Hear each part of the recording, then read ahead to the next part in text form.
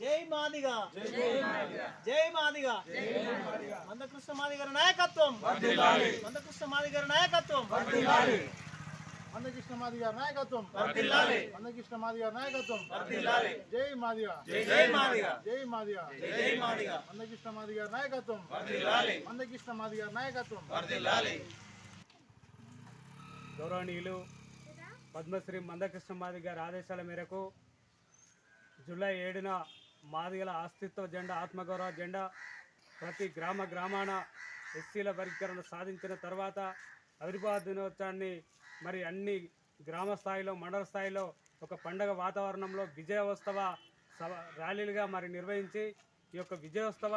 ఆవిర్భావ దినోత్సవాన్ని నిర్వహించాలని పిలుపుకోవడం జరిగింది. అందులో భాగంగా ఈ జగిత్యాల జిల్లా వ్యాప్తంగా 20 మండలాలు ఉంటాయి. 20 మండలాల్లో కూడా అన్ని మండలాలకు ఇన్ఛార్జీలను పెట్టి మరి ఏదైతే గ్రామాన కూడా ఇన్ఛార్జీలు మరి ఉన్నటువంటి మండల అధ్యక్షులందరూ కూడా గ్రామాన తిరిగి మరి మన ఆవిర్భావ దినోత్సవాన్ని ఎంఆర్పిఎస్ జెండాను అన్ని గ్రామాల్లో ఎగిరేసే విధంగా మరి పనిచేయాలని సందర్భంగా తెలియజేస్తూ, ఏదైతే ఇవాళ బీర్పూర్ మండలం, జగిత్యాల జిల్లా బీర్పూర్ మండలంలోని మరి మంగెల గ్రామంలో ఇవాళ మాకు ఘనస్వాగతం పలికి ఇక్కడ మహిళలు, అక్కలు, అన్నలందరూ కూడా మరి వచ్చి ఏదైతే ఎస్సీల వర్గీకరణ సాధించిన తర్వాత ఆత్మగౌరవ జెండా ఖచ్చితంగా ఎగిరేసుకుంటాం అనే ఒక ఉత్సాహంతో ఇక్కడ మాకు స్వాగతం పలికిన ఇక్కడికి వచ్చినటువంటి అన్నలకు, అక్కలందరికీ కూడా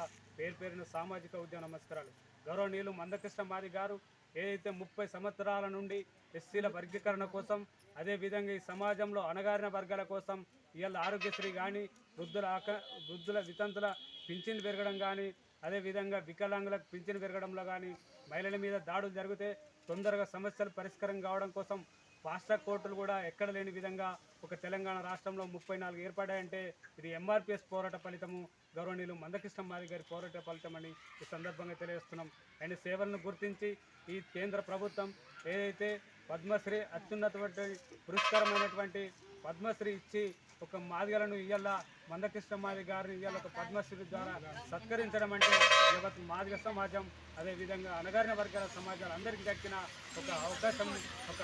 గౌరవంగా ఈ సమాజం భావిస్తున్నాం, మేము భావిస్తూ ఉన్నాం. రేపు భవిష్యత్తులో మందకృష్ణ మాదిగ గారు ఏదైతే ఈ దేశంలో మరి